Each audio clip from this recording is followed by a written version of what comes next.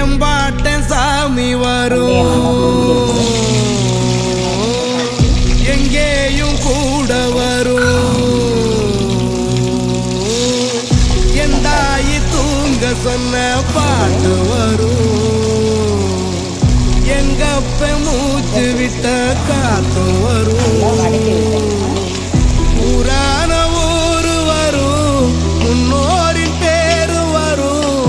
எங்கூரு கருப்பசாமி ஆடி வரும், எங்கூரு கருப்பசாமி ஆடி வரும்.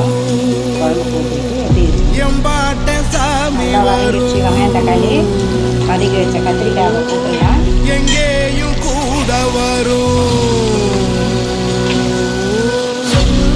குழம்பு வச்சோம்னா இதுக்கு தொட்டுக்கு எதுவுமே தேவையில்லை, வெறும் எண்ணெய் கத்திரிக்காய் குழம்பு. தேவையான மிளகாத்தூள், புளி கரைசல் எடுத்து வச்சுருக்கேன், அதையும் சேர்த்துக்கலாம். உப்பு ஏற்கனவே போட்டிருக்கேன், அதனால் கொஞ்சம் லைட்டாக போட்டுக்கிறேன், பத்தலைன்னா போட்டுக்கிறேன். தாளிச்சாச்சு, கருவேப்பிலை போட்டாச்சு, கொத்தமல்லியை தூவிக்கலாம். இது நல்லா கொதித்து வரட்டும், எப்படி இருக்குன்னு பார்க்கலாம். குழம்பு அவ்வளோ டேஸ்ட்டாக இருக்குதுங்க, நீங்களும் அதே மாதிரி செஞ்சு பாருங்கள். சூப்பராக இருக்குது. நல்லா கொதித்து வரட்டும்.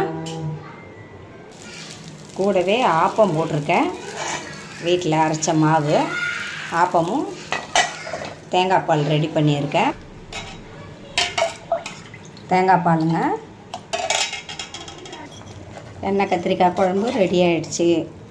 இங்கே பாருங்கள், கத்திரிக்காய் முழுசு முழுசாக இருக்குது, நல்லாயிருக்கு.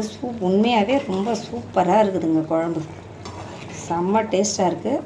நீங்களும் ட்ரை பண்ணி பாருங்கள்.